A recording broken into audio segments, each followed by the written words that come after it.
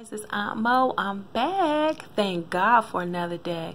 Today on the Aunt Mo Health Challenges, I'm talking about your first date and how your first date probably needs to be the date to the clinic. And now, I'm not trying to be rude, nasty, or any of the above, but nowadays when you think about it, when you're sleeping with someone, you're sleeping with every person that person has slept with.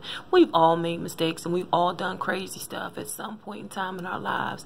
And luckily enough, several of us have been able to get past that whole situation and, come out okay. But there's a new generation, honey. And like I said, there are people out here now that know or have knowledge of the fact that they have sexually transmitted diseases and they don't care. We have a singer right now that I will not mention name that has allegedly, supposedly had herpes, and it's people that are saying that, that he knew about it, and I'm not going to get deep into that, but what I'm saying is maybe your first trip with that person that you're dealing with, the first trip might be the trip to the clinic. My niece jokingly, Miss Kara, said jokingly that, but she was serious, her first trip, where her boo was, she was going to the clinic. And I was like, that's right, that's what's up. Like, at first I laughed about it, but it was real. Let me tell you, if in the back of your mind you saying, even if you marry, I ain't trying to break up nobody's husband, I ain't breaking up nobody's wife, I ain't trying to do nothing, but at the end of the day, if you, that little voice in the back of your head say something ain't right, take your behind to the clinic. I don't care if it's your husband, I don't care who it is. If you feel like something ain't right, take your butt to the clinic. Before you start a new relationship, take your butt to the clinic. If they ain't got no problem, then go and do what you need to do. Nowadays, we just have to be prepared for whatever's going on. Now, you think if you're a younger child, you don't want these things to happen to your small kids. But when I say small kids, I say between maybe 12, 13, 14, 15. They're having sex now. Like, it's just ridiculous. Like, they just doing it.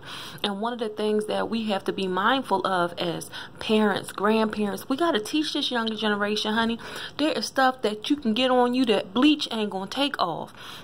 And if you care about your life, you care about yourself, then you know what, maybe that first trip probably does need to be to the clinic, and I'm not joking, I'm dead serious, and just because, we've been with someone for such a long time, let me tell you something.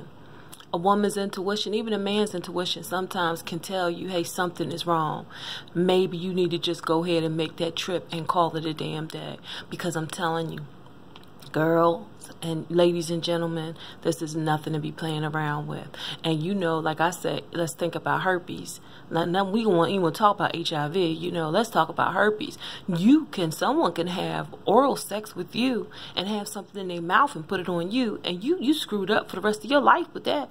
So what I'm saying to you is be mindful. This may be Aunt Mo's health challenges, but health challenges deals with anything dealing with health. And we have to be mindful and prepare ourselves and the younger generation for what's to come. Using condoms, how about just being obstinate?